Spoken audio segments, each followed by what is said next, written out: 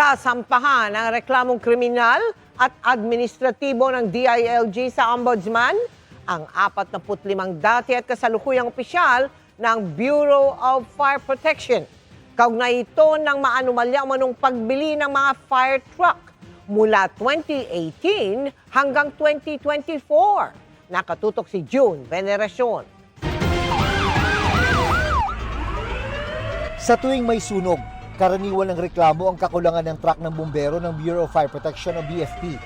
Sa datos na nakalat ng GMA News Research, kulang ng mahigit 1,100 na fire truck ang BFP.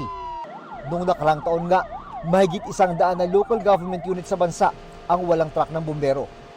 Pero ayon kay DILG Secretary John Vic Rimulya, hindi raw sana ganito kalaki ang problema ngayon kung malinis lang sana ang mga kontrata ng BFP sa pagbili ng mga fire truck.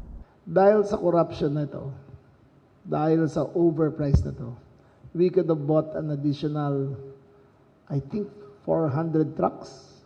Sa isinagawang investigasyon ng DILG, nadiskubre na tadtad daw ng anomalya ang pagbili ng BFP ng 350 fire trucks mula 2018 hanggang 2024. Noong 2014, halos 6 million lang ang 1,000 gallon na fire truck.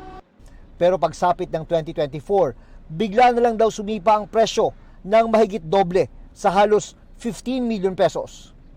Hindi inflation na nagpataas ng presyo ng mga fire trucks. Corruption. Ang maanumalyang pagbili ng truck ng bumbero ang dahilan kaya magsasampa ang DILG ng reklamong kriminal at administratibo sa Office of the Ombudsman laban sa 45 kasalukuyan at dating opisyal ng BFP. Nasa taas ng listahan ng mga magiging respondents ang tatlong dating BFP chief na sina Jesus Fernandez, Louis Puracan at Leonardo Banyago. Hinihingan pa namin sila ng pahayag. Damay din sa isasampang criminal at administrative complaint sa Office of the Ombudsman ang dalawang supplier ng mga fire truck na pinaburan daw ng BFP sa pamamagitan ng pagmanipula sa bidding. Even before procurement began, they already have a supplier in mind. The law requires that dapat all deliberations between the Bids and Awards Committee have to be recorded. Dito, there was a failure, a deliberate failure at that, to record deliberations at wala ring minutes. Hiling din ng DILG sa Ombudsman na ilagay sa preventive suspension ang mga opisyal na nasa active service pa.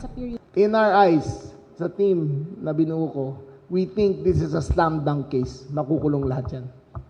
Para sa GMA Integrated News, June Veneracion, nakatutok, 24 oras.